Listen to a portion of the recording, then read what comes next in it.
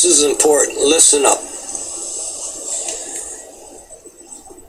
I've been warning you for a long time about things. And everything I'm saying is coming true. I was the first one to tell you that they start naming winter storms. They did. I'm one of the first ones to tell you that things will start happening on Saturn, and it's happening. I was the first one to tell you about the new bird virus in China months ago, the H7N9. And I explained to you, them videos got taken down. This one won't. How bad it was going to get. You don't understand. The plague has been invented, and the plague has been released. Now, listen.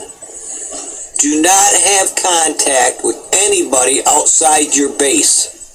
Your bunker, wherever you're bunkering down, do not, I repeat, do not let anybody in your base after this happens. You stay with who you got, and you stay inside your base and have no contact with humans outside your bunker, your base camp, wherever you're bunkering down.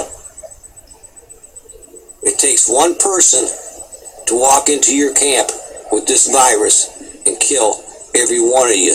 And you're working so hard to survive. And here's a little tip. If you take bird feed and you feed the birds a couple 200 yards, 300 yards in a circle around your base camp, they'll sing to you and thank you for feeding them. If somebody's approaching within that round circle, they'll stop singing and warn you. It's an alarm system. Peace and love be that of God and God's army. I hope you're listening to what I'm telling you, because them gas masks won't work.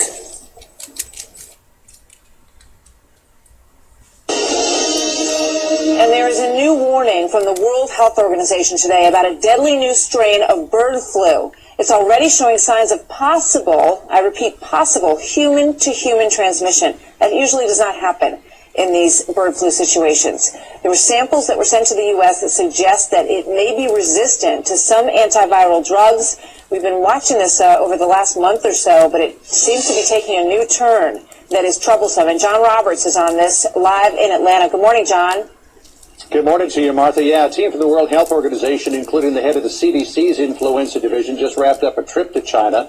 They described the situation there as complex and severe, warning that this virus, H7N9, seems to be particularly deadly. 108 people have gotten sick so far. 22 of them have died, and they are very worried about some reports of suspected human-to-human transmission. Dr. Joe Breesy is a flu expert at the Centers for Disease Control, which has been diligently watching for the very first signs that this virus could be easily transmitted between people.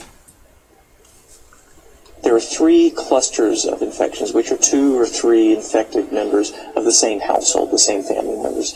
In these cases, it's sometimes difficult to know whether one human in the family spread it to another human, or they both acquired it from an infected bird they were both exposed to.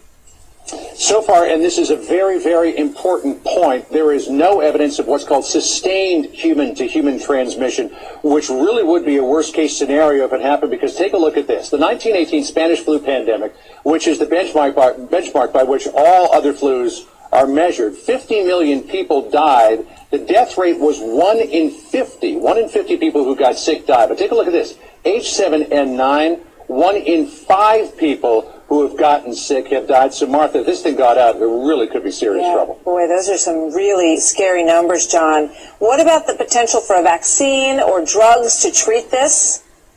Well, the Centers for Disease Control, as you can imagine, is racing to create a vaccine. The question is, though, how effective will it be in people? And at any rate, that's still months away. But Centers for Disease Control, you mentioned this just a second ago, did get another sample of the virus from China, ran it through its advanced molecular detection system, and found out that there were certain mutations in the virus which, had they gone all the way, could have rendered our frontline antivirals, Tamiflu and Relenza, ineffective against this virus.